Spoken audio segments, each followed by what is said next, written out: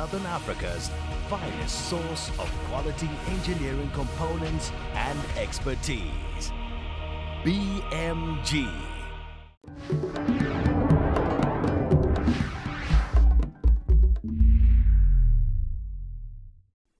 From Creamer Media in Johannesburg, this is the Real Economy Report. Our top stories this week. We report that Toyota's production plunges. Afrisam unveils Southern Africa's most advanced cement mill. And tougher times lie ahead for Foskor. Vehicle sales continue to suffer huge declines, and Toyota South Africa Motors hasn't been exempt from this trend. Irma Venter spoke to President and CEO Dr. Johan van Zyl on the effect of falling sales on the local arm of the Japanese vehicle manufacturer. This year will see South Africa's new vehicle market shrink by 31% compared with last year, reaching a level of 370,000 units. This is a dramatic drop from the 714,000 cars, buses and trucks sold in 2006. Globally, the trend is much the same.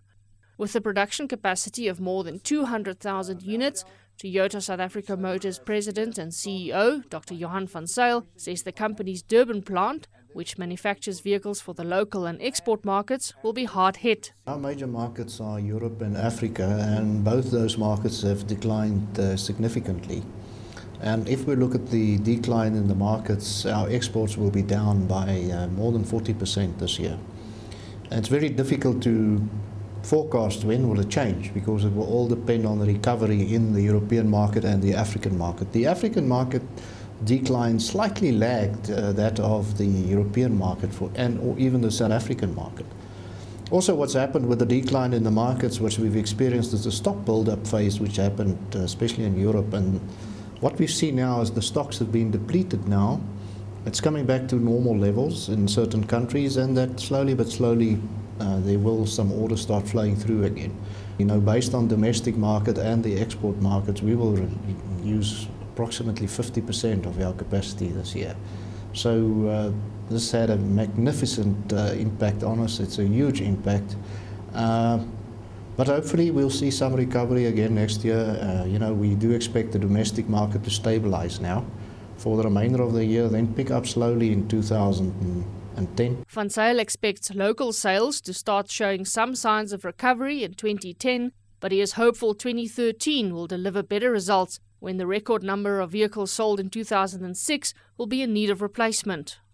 Black-owned cement producer Afrisam has spent over 500 million rand expanding the capacity of its Roodepoort cement production facility. Darren Parker has the story after the commercial break. Southern Africa's finest source of quality engineering components and expertise. BMG.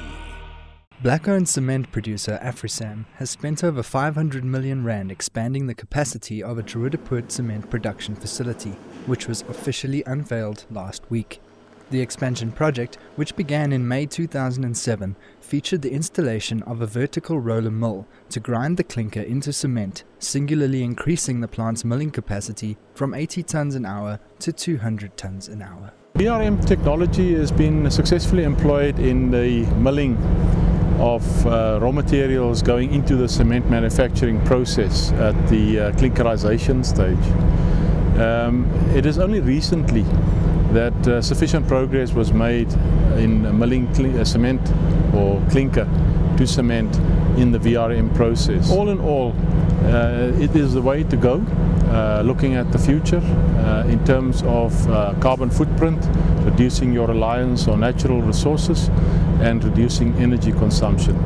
The VRM technology is about 20 to 30% better in energy consumption than a normal traditional ball mill, which used to be the practice for cement milling in the past. The VRM, supplied by mill producer Lush South Africa, forms part of Afrisam's overarching strategy to reduce energy consumption throughout its operations, which has fallen from 222 kilowatts per ton of cement produced in the year 2000 to below 90 kilowatts per ton of cement produced in 2009. When we look at energy reduction, we don't focus on one operation only. We focus on the entire network of operations and how they interlink with each other. So this is just one part of the whole program. The expansion project also included a new materials handling system to store, extract and transfer clinker to the new mill, as well as a second blending plant to produce different blends at the facility. Further, an additional cement silo will increase the plant's storage capacity at the plant by 15,000 tons. However, following the demand decline that came on the tail of the global economic crisis last year, will this extra capacity be justified? Gradually, we believe that the capacity that we have installed here will be taken up by the market. We expect some improvements in the market going forward. Phosphate rock and phosphoric acid producer Foskor isn't expecting a repeat of the good results it achieved in the last financial year, as the economic slowdown starts to affect its customers. Chanel Pringle reports. Despite achieving a strong performance in the 2008-2009 financial year, Foskor CEO Alfred Pitzer says the economic meltdown is now negatively impacting on its trading environment. We also, unfortunately, are not divorced from this recession. I mean, our customers are also affected. So we think it will be a difficult trading condition. If you look at Foskor, I would say more than 60% of our product is for the export market. So, but we're lucky because we've got, as you know, at Foskor, we've got a 14% shareholder, who's one of our biggest customers in India. So we've got a footprint there in India. We are lucky because we are able to sell everything that we're producing at this point in time. But unfortunately, we're not able to get the price that we would like to. Meanwhile, Foskor has budgeted a substantial amount of funds to uplift the communities surrounding its Phalaborwa operations. Currently, we've budgeted about over 4 million rands on that social and labor plan. That is in Phalaborwa, because that is where our mining is, over our normal CSI project, that is Corporate Social Investment Project. And now for a sneak preview of this week's Engineering News magazine. In our cover story, we interview Human Settlements Minister Tokyo Sexwale as he maps out his Beyond Housing vision. Read how a €400 billion transcontinental solar energy venture has gained some heavyweight backers. And we report that a lighting innovation to illuminate the iconic arch at the Moses Mabhida Stadium could emerge as a new export product for South Africa. And in Mining Weekly this week, in this week's cover story, Ernst & Young Global Mining and Metals Director Dr. Tim Williams says that cash-hit diversified majors should go back to listing individual mines. We report that Transnet Freight Rail is edging closer to its 47 million ton iron ore milestone.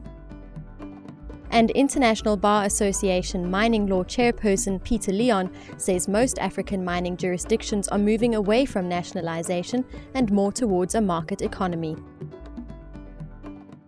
That's Creamer Media's Real Economy Report. Join us again next week for more news and insight into South Africa's real economy.